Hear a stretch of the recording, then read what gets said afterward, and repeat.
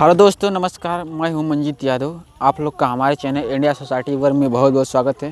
तो चलिए दोस्तों, आज हम चुके हैं इस मजदूर गांव के लोगों के पास जो यहां खेत की रोपाई हो रही है, और इनसे जानते हैं कि इनकी समस्या क्या है और सरकार से ये क्या चाहती है। तो चलिए एक एक करके हम आप सभी लोग से मिलाते हैं और इस सरकार से खुश हैं कि नहीं। चलिए आने वाले समय में किनके सरकार की तरफ ये किसको सरकार बनाना चाहती हैं हम जानेंगे, और उनकी समस्या क्या है और ये इस सरकार से खुश हैं कि नहीं, एक एक करके हम सबसे जानते हैं। चलिए तो हेलो दोस्तों, नमस्कार। मैं हूं मंजीत यादव। आप लोग का हमारे चैनल इंडिया सोसाइटी वर्क में बहुत बहुत स्वागत है।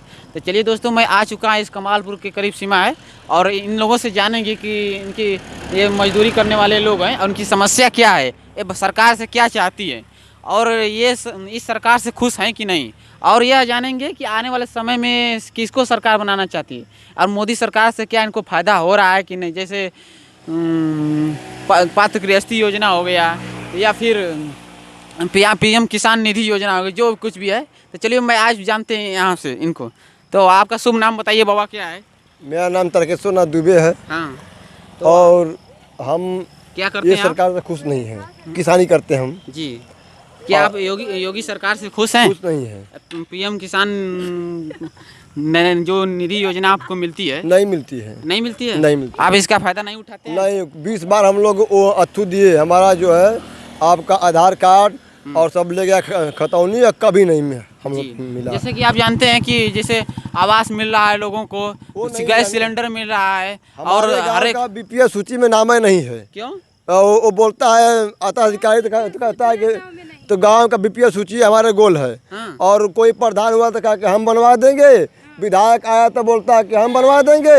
अभी तक हमारे यहाँ 10 साल से एक गरीब को आवास नहीं मिला है। तो आप विधायक जी से आप अपनी बात क्या कहना चाहते हैं? विधायक जी आएंगे तो कहेंगे कि हो जाएगा, वोट लेकर चले जाएंगे। वोट लेकर चले जाते हैं। हाँ। प्रधान जी भी कुछ नहीं बोलते? प्रधान जी तो मोगड़ा होते हैं। हाँ। इसके पहले प्रधान एक था, जी इसके पहले तो प्रधान था तो वो 12 बजे सूत को उठता था। जी। अब प्रधान हो गया है तो अभी सोच रहा है कि हम ये काम कराएंगे, वो काम कराएंगे, और कोई काम नहीं कराता है वो। कोई काम नहीं। तो और हम लोग अखिलेश यादव को अब की बार वोट करेंगे। अच्छा, 2022 का चुनाव होने वाला है, तो किसको आप जिताना चाहते हैं? अखिलेश यादव को भाई हम वोट करेंगे। देखिए हम ब्राह्मण हैं, लेकिन अब अखिलेश यादव को वोट करेंगे। हाँ। क्योंकि ये जोगिया ना, हाँ। ये तो ब्राह्मणों को मरवा देगा सबको, अब की बार हो जाएगा तो। जी। ब्राह्मणों मियाँ का तो एकदम नष्ट नाबूद कर देगा। हाँ, अभी कम से कम 700 ब्राह्मणों को हत्या करवाया है। हाँ, जातिवाद कर रहा है इनकी सरकार में। जातिवाद एकदम है। अभी तो ये विकास दुबे को मरवाया, भदोही का विधायक है ब्रजेश मिश्रा, उनके ऊपर रेप केस, उनके भतीजे के ऊपर, उनके लड़के को, ये जो इसके सरकार में इसका वाला नहीं बोलेगा उसको अंदर करवा देगा। अच्छा, जैसे हाल ही में चला कोरोना वायरस, पूरे विश्व जूझ रहा है, क्या आप इसको मानते हैं? क्या मानते हैं इसको? और वैक्सीनेशन की प्रक्रिया चालू हुआ, क्या आप वैक्सीन लगवाए हैं? फर्स्ट डोज लिए हैं। चलिए ठीक है, बहुत बहुत धन्यवाद आपसे बात करने के लिए। और आगे आते हैं, देखिए गांव की महिलाएं और मजदूरी करके अपना पेट चलाती हैं, और इनसे जानते हैं समस्या इनकी क्या है। तो बताइए, अपना नाम बताइए, क्या है आपका? आप आवास मिला है आपको? आवास नहीं, मड़ई हमारे है। मड़ई? हाँ, मड़ई हमारे है। तो आपको आवास मिला है? जी नहीं, और जैसे पीएम किसान निधि योजना या पात्र गृहस्थी योजना, राशन मिलता है कि नहीं? कुछ भी नहीं मिलता है। कुछ नहीं मिलता है। कुछ भी नहीं। दो नाली तो बनी नहीं रही है, तो कहाँ से मिलेगी आवास, और राशन कहाँ से मिलेगा? हमने कुछ नहीं। हम लोग रोजगार करके, मजदूरी करके अपन पेट भरते हैं। गांव के प्रधान से आप बोलती नहीं है कि हमारा ये ठीक करवाइए? सब कुछ बोलते हैं, प्रधान नहीं सुनते हैं, कुछ भी नहीं करते। हम लोग को सुने ही नहीं। राशन कार्ड तो नहीं बना सकता है वो, सब यूनिट भी नहीं है। और 2022 का चुनाव होने वाला, आप किसको सरकार बनाना चाहती हैं? बहन जी के बनाना चाहती हूँ। और अखिलेश यादव को नहीं? कहे नहीं। चलिए ठीक है, आपसे बात करने के लिए बहुत बहुत धन्यवाद। और आओ की बात,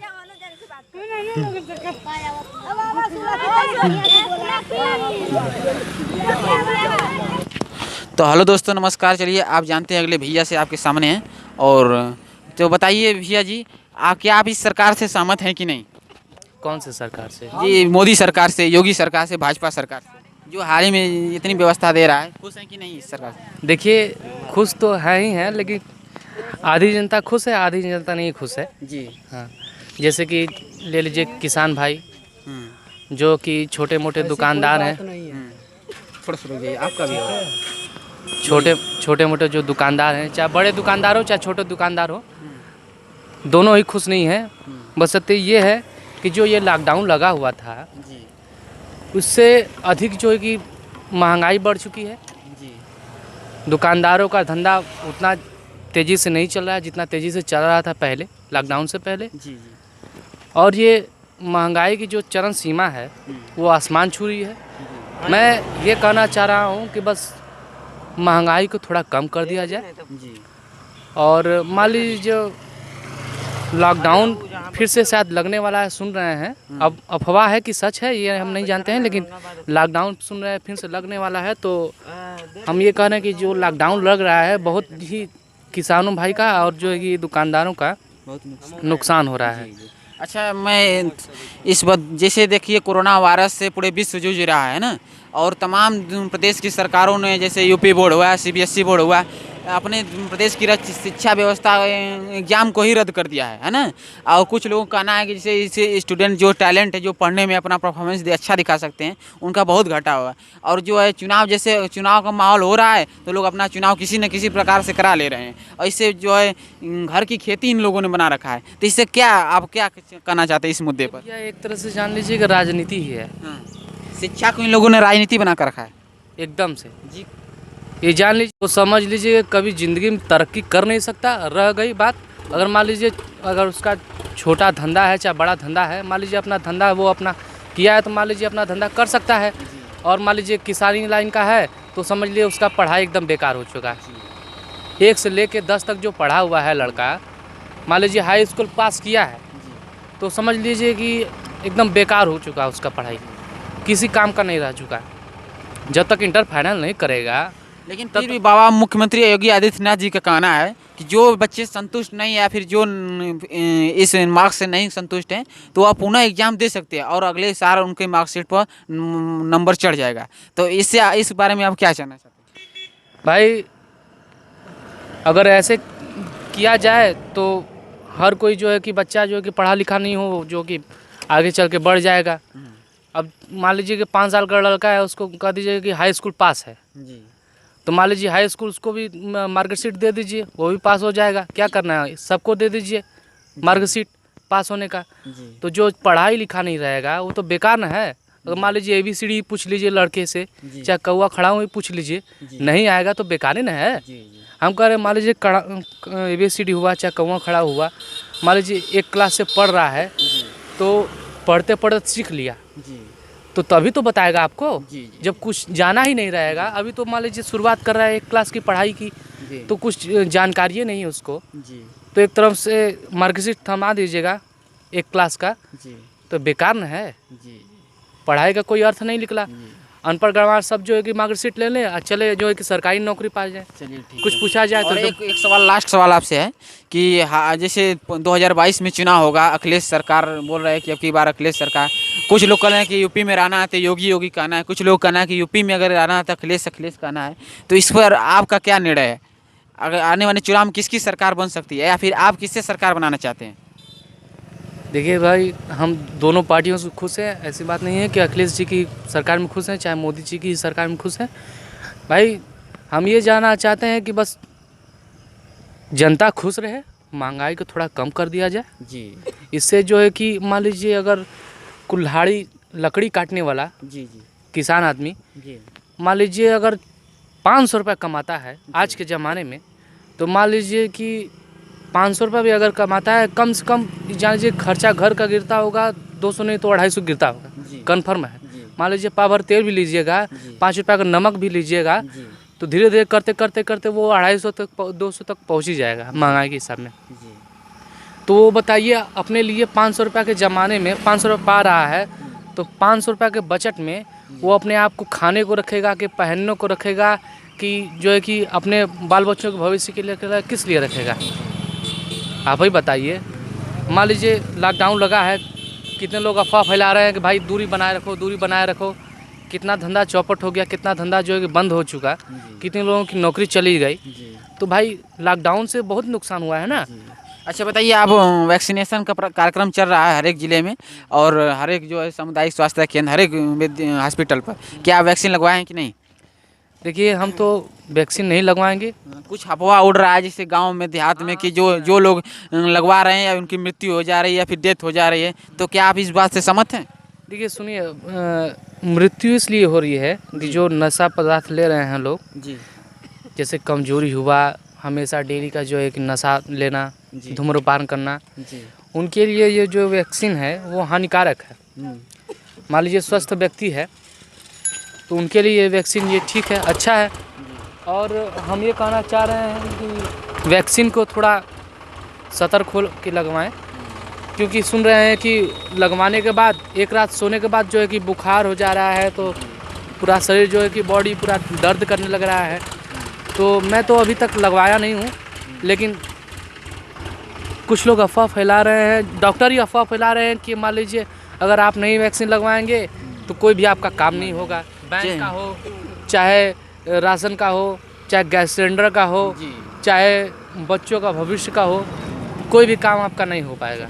चलिए ठीक है, तो आपसे बात करने के लिए बहुत बहुत धन्यवाद, बहुत अच्छा लगा आपसे बात करके। और अगले जानते हैं भैया हमारे साथ हैं, तो आपका शुभ नाम क्या है? मेरा नाम प्रीतम उपाध्याय है। मैं सकड़िया पीजी कॉलेज का छात्र संघ उपाध्यक्ष भी रहा हूँ सन 2017 में जी।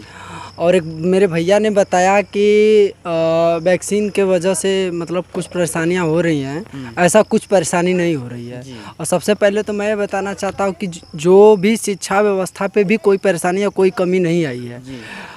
इसलिए नहीं आई है कि सबसे पहले कोई भी दिक्कत या कोई भी परेशानी अगर आपके शरीर पे आता है तो पहले आप शरीर का इलाज कराएंगे, न कि पढ़ाई करने जाएंगे।